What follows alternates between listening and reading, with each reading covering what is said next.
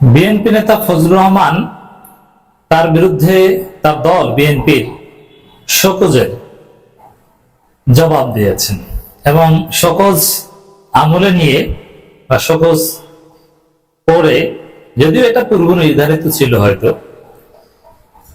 3 মাসের জন্য ফজলুর রহমানের দলীয় সব পদ স্থগিত করেছে বিএনপি।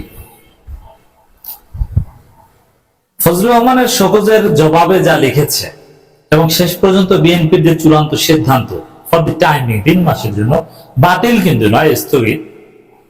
অবশ্য এর মধ্য দিয়ে হয়তো বা বিএনপির সাথে ফজলুর রহমানের বতসরার সমাপ্তি। আপনি যা বলেন না কেন, এক কথা যদি বলি, এই ঘটনাটা হচ্ছে জামাত শিবিরের বিরাট বিজয়। জামাত শিবিরের লোকজন আপনারা এটাকে উদযাপন করতে পারেন এবং দর্শক আপনারা শেয়ার করে জনগণকে জানিয়ে দিন যে না, এটা একটা জামাত শিবিরের বিজয়। কারণ কি, এই কয়েক ঘন্টা আগে বিএনপির অনেক লোক দেখলাম টক শোতে আমাদের সাথে আলাপ আলোচনায় বলছে বীর মুক্তিযোদ্ধা ফজলুর রহমান কি একটু বলেছে, এটা নিয়ে এরকম করা ঠিক না, অমুক তমুক নানান কিছু। বীর মুক্তিযোদ্ধা ফজলুর রহমান, এখন বিএনপি এই মুক্তিযোদ্ধার দলীয় পদ স্থগিত করেছে। এটা কি সুন্দর হলো? মুক্তিযোদ্ধার পদে সম্মান হলো? আবার এই মুক্তিযুদ্ধ তো ভাই 5 আগস্টের বিরুদ্ধে কিছু বলেন নাই, তিনি বলেছেন জামাত শিবিরের বিরুদ্ধে। শোকজের জবাবে এটাই বলেছেন, বিশাল জবাব দিয়েছেন। তাহলে কি প্রমাণিত হলো? জামাত শিবিরকে কালা শক্তি বললে জামাত শিবির তার পদ খেয়ে দিতে পারে। এখন এই পদ কিন্তু চলে যেত না 3 মাসের জন্য। যে 3 মাসের জন্য মানে এটা সারা জীবনের জন্য ফজলু শেষ। ফজলুর কোন রাজনীতি বাংলাদেশে নেই। অন্য কোন দল থেকে 3 মাস পর আবার আসুক না বিএনপিতে, বিএনপি নমিনেশন দিক না, অথবা ফজলু একমাত্র ফজলুর সামনে অপশন, এবং এটা হতে পারে যে তিনি এনসিপি তে যোগদান করবেন, এনসিপির হয়ে নির্বাচন করবেন। ফজলু যে পরিমাণ বাটপার, 1991 সালে এই পর্যন্ত 4 দল থেকে 4 বার নির্বাচন করে পরাজিত হয়েছে। তো এই বাটপারের বাচ্চা বাটপার, এই মুক্তিযোদ্ধা চোর ডাকাত, এই অশিক্ষিত নেশাখোর এনসিপি থেকে শেষ পর্যন্ত দাঁড়াতে পারে। এর রাস্তা একটাই, এনসিপি তে তওবা করলে যে কেউ গ্রহণযোগ্য। এছাড়া অন্য কোথাও বিএনপিতে তার জায়গা হবে না। বিএনপির এই কিশোরগঞ্জের তার প্রতিদ্বন্দ্বী যারা আছে নমিনেশনের জন্য, এরা জীবনও একে আর দাঁড়াতে দিবে না এবং বিএনপি আরো বিতর্কিত হবে। এটা পুতুল খেলে না যে 3 মাসের জন্য বাতিল করলো আবার। মানে এখানে বিএনপি শেষ পর্যন্ত আমাদের নাকানি চুবানিতে গালাগালিতে তারেক রহমানের সব কৌশল বাদ দিয়ে শেষ পর্যন্ত সিদ্ধান্ত নিয়েছে না, একে দল থেকে বাদ দিতে হবে। এখন ফজলুর রহমানকে বিএনপি বাদ দিবে, একদম নিজেরা বহিষ্কার করলো না, 3 মাসের জন্য স্থগিত করা। ফজলু যে পরিমাণ পাগলা, এতে তিনি নিজেই বিএনপি থেকে দূরে সরে যাবেন। এই 3 মাসের মধ্যে দেখবেন যে তিনি আওয়ামী লীগ হয়ে গেছেন, আওয়ামী লীগে যোগ দিয়েছেন এবং আওয়ামী লীগ তাকে লুফে নেবে। ডেফিনেটলি আওয়ামী লীগ বসে আছে তাকে লুফে নেওয়ার জন্য। অতএব ফজু বাংলার রাজনীতি জয় বাংলা। আর এখানে কি ঘটলো দেখেন, জামাত শিবির কালো শক্তি, এনসিপি তাদের সহযোগী। শোকজের জবাবে যা বলেছেন তার সার কথা এটা। এর মানে কালো শক্তি, এই যে মিথ্যুকের ঘরে মিথ্যুক, এই মুক্তিযোদ্ধা বাটপার, মুক্তিযোদ্ধাদের উচিত একে জুতো পিটা করা। কারণ মুক্তিযোদ্ধা গোষ্ঠীকে অপমানিত করেছে এই পাগলা ফজু। তো এই জন্য এই যে মিথ্যাবাদী, তার প্রমাণ হচ্ছে এটা। প্রথম বলে যে আমি এই কথা বলি নাই, প্রমাণ দেখান। আরে ভাই, না বললে তাহলে বিএনপি শোকজ দিল কেন? আর আপনি বলেন নাই কই, এখন তো আপনার পদ স্থগিত। এর মানে কি, আপনি মিথ্যা কথা বলে ধরা খেয়েছেন। আপনি একজন মিথ্যুক, আপনি একজন বাটপার, অসৎ শ্রেণীর লোক, ইতর শ্রেণী, 3rd ক্লাস। এই ফজু বাংলার বিরুদ্ধে জুতো পিটা, গু খাওয়ানো, মুখে প্রস্রাব করা, বহুত কিছু আমরা বলেছি। কি এখন কেমন লাগে? অনেকে আমাদেরকে মুক্তিযোদ্ধার সম্মান শিখাইতে আসছিলেন। আরে ভাই, মুক্তিযোদ্ধা ওবায়দুল কাদেরকে তো পাইলে আমরা হাত পা ভেঙে ফেলতাম। মুক্তিযোদ্ধা আসাদুজ্জামান খানকে পাইলে মানুষ এর চামড়া মাংসের টুকরা ভাগ করে নিত। মুক্তিযোদ্ধা দোচার দাম টাইম নেই। যারা প্রকৃত মুক্তিযোদ্ধা তাদেরকে স্যালুট, কিন্তু মুক্তিযোদ্ধার নামে বাটপারি করবেন হাসিনার স্টাইলে, জামাত শিবির উপর দায় দিয়ে আর মুক্তিযোদ্ধা সেজে অপকর্ম ঢাকার চেষ্টা করবেন, এটা কখনো মেনে নেওয়া হবে না। এখন ফজলু পাগলা শেষ পর্যন্ত হাসিনার থিওরি এনেছিল, যে বাঁচার জন্য বলেছিল ওরা জামাত শিবির জামাত শিবির, কাকে মারি জামাত শিবিরকে মারি, কাকে গাইলি জামাত শিবিরকে গাইলি।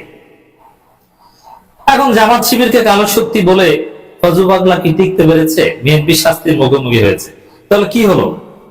এবং এতদিন অনেকে বলেছে ফজলু পাগলাকে যারা গালাগালি করে, এই বীর মুক্তিযোদ্ধাকে, এরা সবাই জামাত শিবির, তাকে হত্যার হুমকি দেয় ফ্রান্স থেকে, তারাও নাকি জামাত। তাহলে জামাত আপনাকে জয় বাংলা করে দিল, আপনার পদ স্থগিত করলো কারা? জামাত। হ্যাঁ, এটাও ঠিক যে জামাত শিবিরের কারণে আজকে ফজলু পাগলার রাজনীতি জয় বাংলা হয়ে গেছে। কিভাবে? এই যে আমরা যারা জামাতের পক্ষে কথা বলি, আমরা ফজলু পাগলাকে জুতো পিটার কথা বলেছি, ওকে গু খাওয়ানোর কথা বলেছি, এবং আমাদের ছেলেরা, আমাদের ভাইয়েরা, বন্ধুরা, এরা কুশপুত্তলিকে দাহ করেছে, আমাদের ভাই ব্রাদাররা জুতা নিক্ষেপ করেছে, ঢাকা বিশ্ববিদ্যালয় অবাঞ্ছিত ঘোষণা করেছে, আমাদের সহযোদ্ধারা তার বাসার সামনে অবস্থান নিয়েছিল কেউ কেউ। এই পরিস্থিতির কারণে ফজলু পাগলার বিরুদ্ধে বিএনপির চূড়ান্ত সিদ্ধান্ত 3 মাসের, নইলে কিন্তু এই সিদ্ধান্ত আসতো না, শোকজও করতো না, এটা করতো না।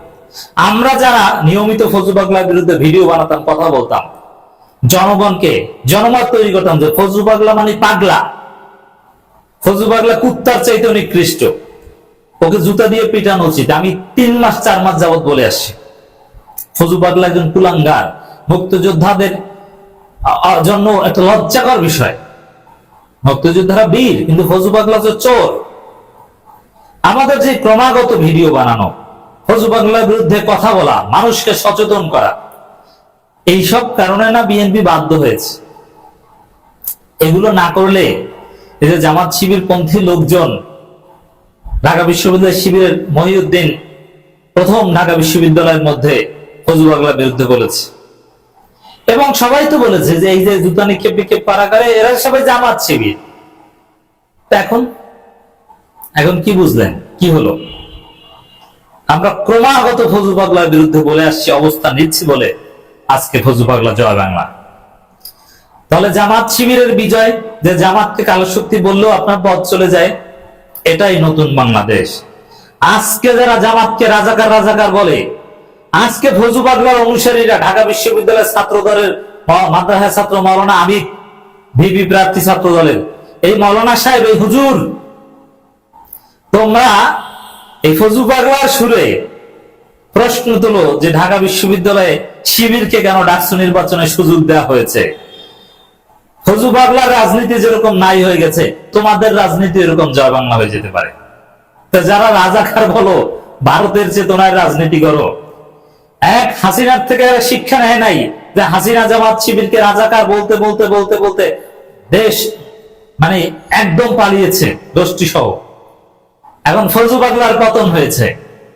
অতএব যারা জামাতের সাথে আদর্শিক ভাবে, রাজনৈতিক ভাবে না পেরে, তাদেরকে অযাচিত ভাবে স্বাধীনতা বিরোধী রাজাকার বলে গালাগালি করে, পাকিস্তানপন্থী বলে, তাদের প্রত্যেকের পরিণতি হবে এই ফজলু পাগলার মতো।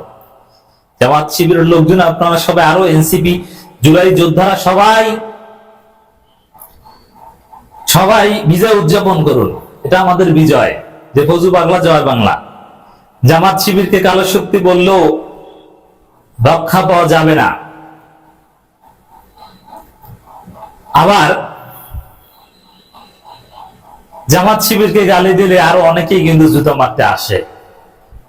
দিস ইজ নতুন বাংলাদেশ। অতএব যারা জামাত শিবিরকে নিশ্চিহ্ন করার স্বপ্ন দেখেন, এখনো আওয়ামী লীগের বাসায় রাজনীতি করেন, তারা এটাতে কিন্তু শিখুন। এই ধরনের বিজয় আমাদের উদযাপন করতে হবে। তবে হ্যাঁ, বিএনপি যে সিদ্ধান্ত নিয়েছে এটা আমাদের মন মতো হয়নি। 3 মাসের জন্য কেন? তাকে স্থায়ীভাবে আজীবন বহিষ্কার করার কথা ছিল। এটা করলে বিএনপিকে ধন্যবাদ দিতে পারতাম। আবার বিএনপির যারা কিশোরগঞ্জে যারা ফজলু পাগলার পক্ষে মিছিল করেছে, ওইগুলোকে বহিষ্কার করতে হবে। যারা ফজলু পাগলার পক্ষে বলেছে, ওইগুলোকে সাংগঠনিক শাস্তির আওতায় আনতে হবে। বিএনপির যারা গ্রুপিং করেন, তারা ফজলু পাগলার পক্ষে যারাই ছিল তাদেরকে ঘাট ধরে দল থেকে বের করে দিবে। এটা হচ্ছে এখন পরবর্তী করণীয়। আর আমরা বিজয় উদযাপন করব। তবে 3 মাসের জন্য যাও, ফজলু পাগলার রাজনীতি এখানেই শেষ। একমাত্র জায়গা এনসিপি